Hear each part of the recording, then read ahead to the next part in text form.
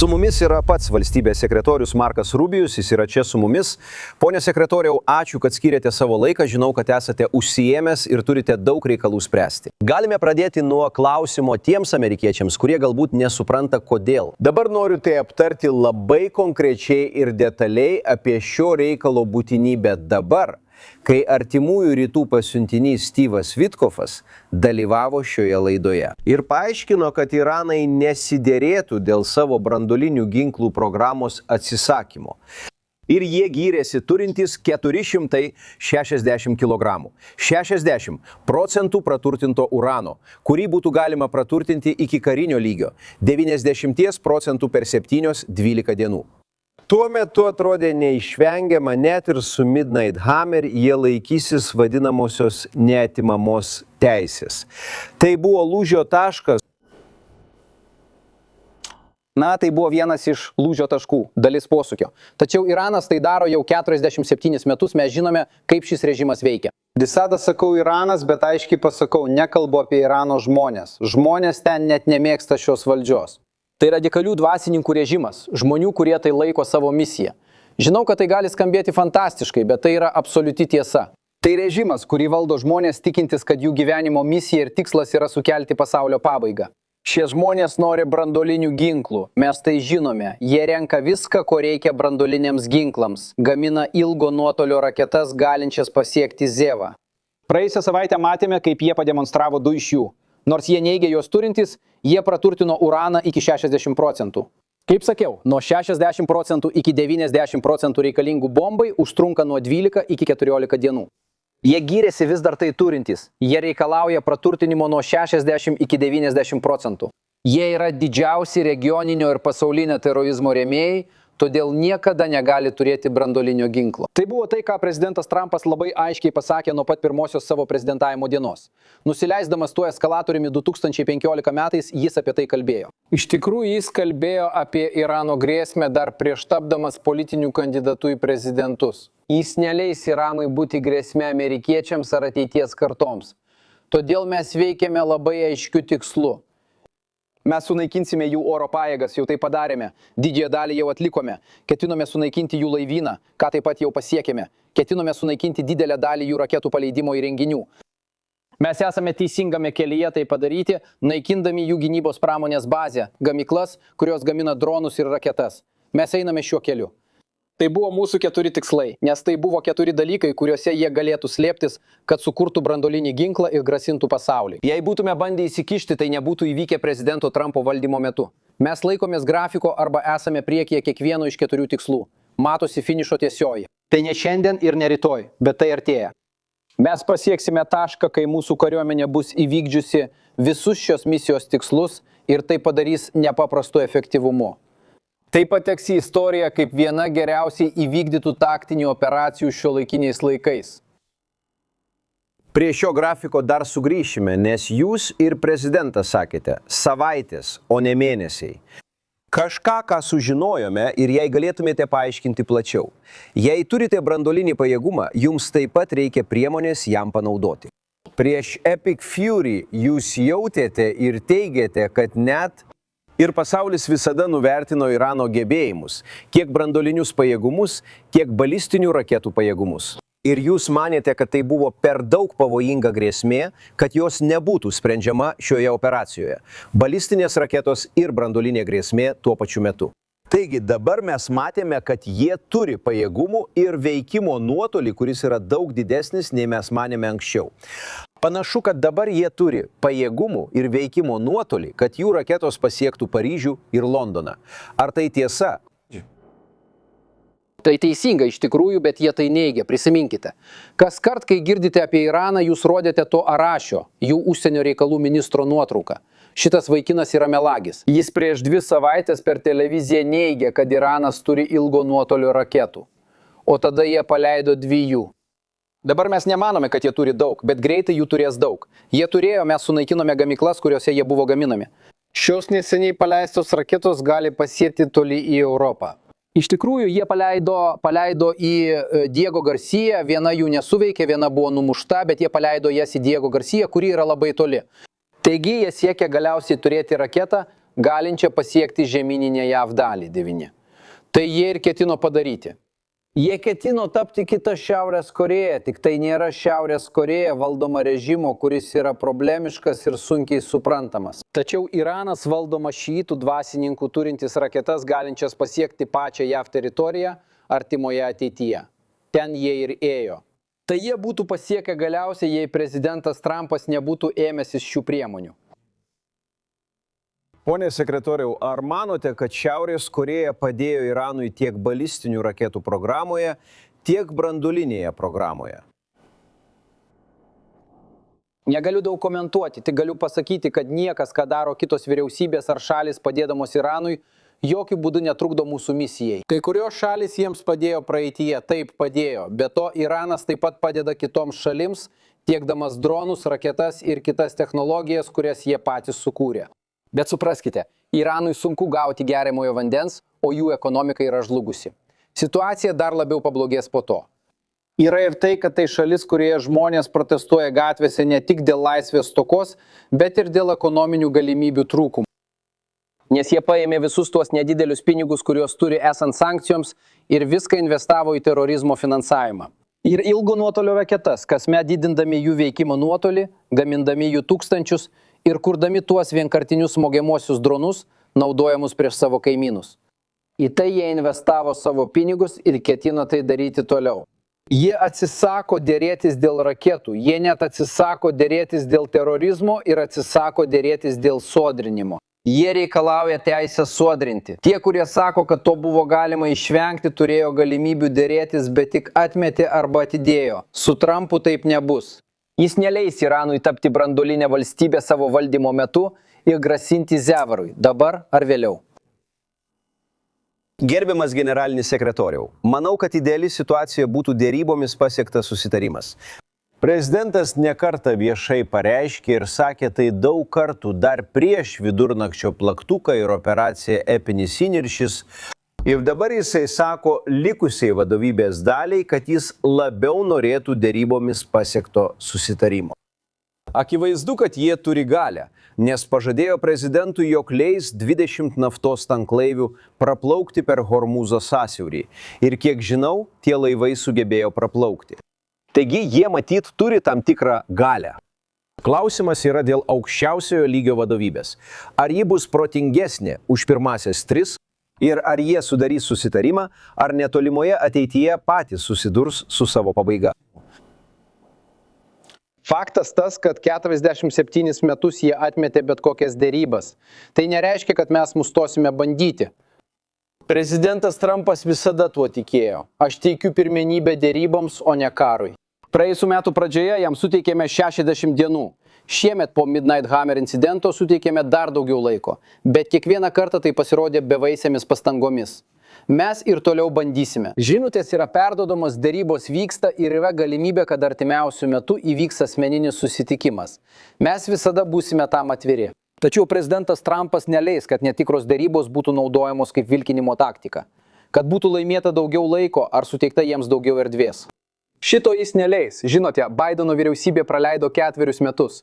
4 metus bandydama atgaivinti Obamos branduolinį susitarimą su Iranu. Jie praleido 4 metus bandydami kalbėti su iranėnais, kurie juos apgaudinėjo. Ir manau, kad jie tikėjosi tą patį daryti su šia vyriausybė dar 4 metus. Tačiau jie neapgaus prezidento Trumpo. Jis nepasiduos jų žaidimams, jis ir nepasidavė jų žaidimams. Mes visada būsime pasiruošę dialogui, bet neleisime, kad nesėkmės dėrybose sutrukdytų mūsų gynybai. Kad padvigubintų turimų raketų skaičių, kad padvigubintų turimų dronų skaičių, įsivaizduokite tai nebūtų įvykę. Prezidentas to nebūtų leidęs, todėl jis ir ėmėsi veiksmų. Ir prisimenu, kai klausydavausi reportažų, nuvilia, kai sakoma, kad nežinome tikslų. Jie yra aiškus, kartoju, pasieksime visus 4. Mes sunaikinsime jų oro pajėgas, jau tai padarėme. Sunaikinsime jų laivyną, didžiąją dalį jau padarėme. Mes sunaikinsime raketų ir dronų gamyklas ir sunaikinsime, susilpninsime jų raketų paleidimo įrenginius, neleisdami šaudyti į kaimynus ir kelti grėsmę mums, mūsų kariams ir sąjungininkams regione. Mes esame arti šių 4 tikslų pasiekimo, šie tikslai bus pasiekti, jie bus pasiekti greitai. Paleidimas. Pakalbėkime apie Hormūzo sąsiaurį. 20% pasaulinio naftos tiekimo kasdien eina per jį. Jūs tvirtai sakėte, kad jiems nebus leista turėti rinkliavos sistemos, kurioje jie galėtų imti mokestį iš šalių. Padvigubinti jų turimų raketų skaičių, padvigubinti jų turimų dronų skaičių, įsivaizduokite tai. Tai nebūtų įvykę. Prezidentas nebūtų leidęs tam įvykti, todėl jis ir ėmėsi veiksmų. Noriu dar kartą priminti, nes girdžiu pranešimus ir liūdna girdėti, kad neva nežinome tikslų. Tikslai yra aiškus ir mes pasieksime visus 4. Mes sunaikinsime jų oro pajėgas, jau tai padarėme. Sunaikinsime jų laivyną, didžiąją dalimi jau tai padarėme. Sunaikinsime jų gamyklas, kurios gamina šias raketas ir šios dronus ir sunaikinsime jų. Mes smarkiai susilpninsime jų raketų paleidimo įrenginius, kad jie negalėtų šaudyti į kaimynus ir grasinti mums, mūsų kariams bei sąjungininkams regione. Ir mes esame gerame kelyje pasiekti visus šios 4 tikslus. Šie tikslai bus pasiekti. Jie bus pasiekti netrukus. Pakalbėkime apie Hormūzo sąsiaurį. Per jį kasdien keliauja 20% pasaulinio naftos tiekimo. Jūs tvirtai sakėte, kad jiems nebus leista turėti rinkliavos sistemos, Kur jie galėtų padvigubinti turimų raketų skaičių, padvigubinti turimų dronų skaičių. Įsivaizduokite tai nebūtų įvykę, prezidentas to nebūtų leidęs, todėl jis ėmėsi veiksmų. Ir prisimenu, kad klausantis pranešimų nuvilia, kai sakoma, kad mes nežinome. Tikslai yra aiškus, noriu juos pakartoti ir mes pasieksime visus 4. Mes sunaikinsime jų oro pajėgas, jau tai padarėme, sunaikinsime jų laivyną, didžiąją dalimi jau tai padarėme. Mes sunaikinsime gamyklas, kurios gamina jų raketas ir dronus, smarkiai susilpninsime jų raketų paleidimo įrenginius, neleisdami jiems paleisti daugybės raketų prieš kaimynus ir kelti grėsmę mums, mūsų kariams ir sąjungininkams regione. Mes esame arti šių 4 tikslų pasiekimo, šie tikslai bus pasiekti, jie bus pasiekti netrukus. Pakalbėkime apie Hormūzo sąsiaurį. Ten kasdien keliauja 20% pasaulinio naftos tiekimo. Jūs tvirtai sakėte, kad jiems nebus leista turėti rinkliavos sistemos, kurie galėtų apmokestinti šalis, kurios perkelia milijonus dolerių. Be to, kad užtikrina laisvą naftos srautą rinkos kainomis, tai yra gyvybiškai svarbu pasaulio ekonomikai, bet mažiau Amerikos ekonomikai. Ir tai kelia NATO klausimą, kurį aptarsiu netrukus. Kiek tai svarbu ir kaip jūs nustatote, ar bus saugu CISPRA pajėgoms pasitraukti, žinant ir turint pasitikėjimą, kad sąsiauris bus atviras laisvam naftos srautui? Hormūzo sąsiauris yra tarptautiniai vandenys, bet koks Irano trukdymas komerciniam eismui yra neteisėtas. Tiems, kurie gina tarptautinę teisę, laisvo judėjimo šiuose vandenyse trukdymas atvirai pažeidžia jūrų teisės normas. Antras dalykas tai neteisėta. Pulti ir skandinti komercinius laivus, būtent tai darė nacistai Antrojo pasaulinio karo metu Atlante ir būtent tai dabar daroma su šiais laivais. Iš šalių, kurių jie nemėgsta, po vėliavomis, kurias jie atmeta. Tai teroristiniai sąmoningi veiksmai. O europiečiai gauna mažai energijos per Hormūzo sąsiaurį. Mūsų sąjungininkai eksportuoja daug naftos per ten, ypač Persijos įlankos šalis, o Azijos ir Europos šalis nuo to priklauso. Mes nuo sąsiaurio priklausome mažai. Taigi, jei Iranas nuspręstų įvesti rinkliavą ar neteisėtai kontroliuoti Hormūzo sąsiaurį, sprendimą priims prezidentas, jei jis norės padėti. Bet tai yra viso pasaulio problema. Šalis visame pasaulyje turi užimti poziciją ir spręsti šią situaciją, sakydamos, kad tai yra nepriimtina.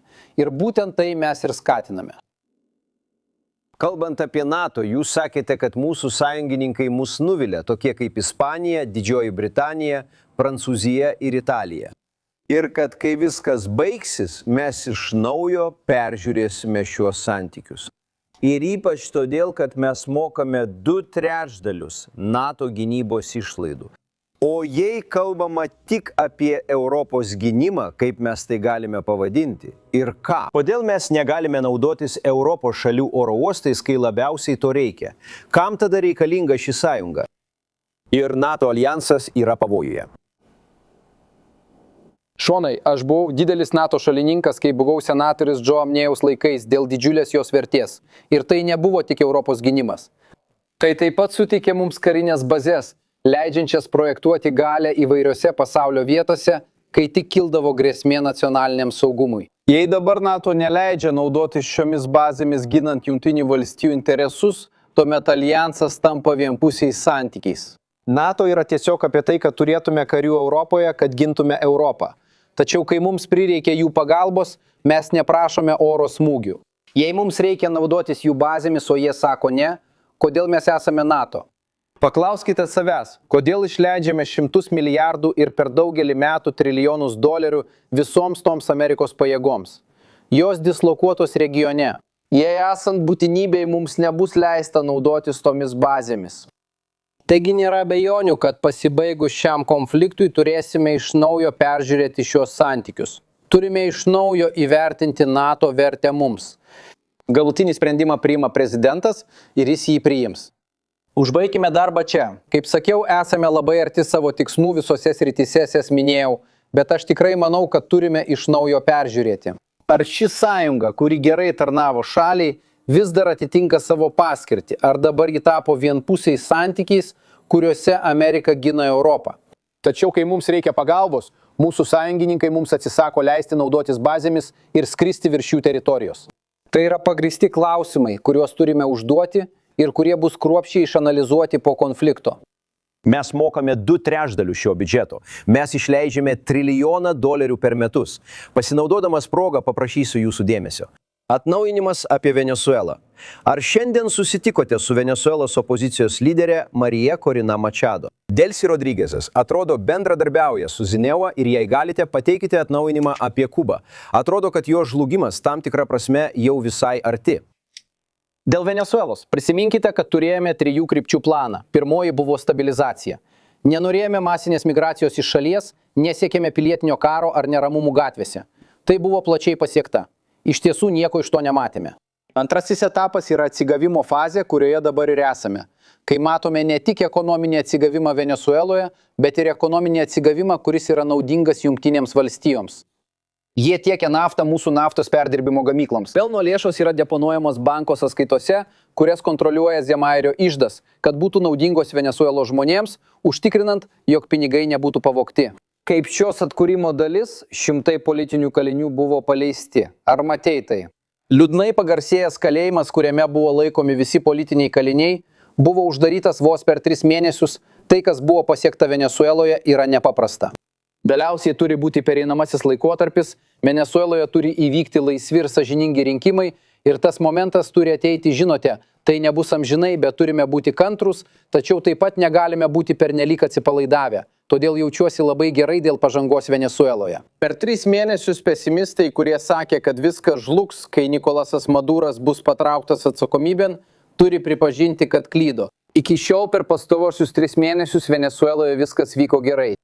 Kuba atvejs yra tragiškas, Kuba turi ekonominį modelį, kuris neveiktų niekur kitur, iš esmės neturi jokio modelio. Kuboje nėra ekonomikos. Pažodžiui, ekonomika neegzistuoja. Ir dėja žmonės, kurie ten valdo vyriausybę, yra nekompetentingi ir nesugeba išspręsti šių problemų. Kubai reikia 2 dalykų – ekonominių reformų ir politinių reformų. Negalima sutvarkyti ekonomikos nepakeitus valdymo sistemos. Jie turi daug problemų. Be abejonės netrukus turėsime daugiau naujienų, nes ir mes dirbame ties tuo. Ir jūs vis dar teigiate, kad nuo šio konflikto pabaigos mus skiria savaitės, o ne mėnesiai. Taip, manau, kad esame arti savo tikslų pasiekimo, nenori nustatyti termino, bet galime. Matome finišo liniją. Tai reiškia, kad būsime pasiekę visus prezidento iškeltus tikslus. Jei juos pasieksime, užkirsime kelią Iranui artimiausioje ateityje įsigyti branduolinių ginklų. Tai padarydami pasaulį ir mūsų šalį saugesnius. Pagrindinė prezidento užduotis yra užtikrinti amerikiečių saugumą. Trumpas visada mus saugos ir tai jis daro dabar. Ačiū Dievui, jis imasi veiksmų, nes keli Amerikos prezidentai turėjo galimybę veikti, bet nieko nedarė arba viską tik pablogino. Valstybės sekretoriau, Markai Rubio, ačiū, kad atvykote.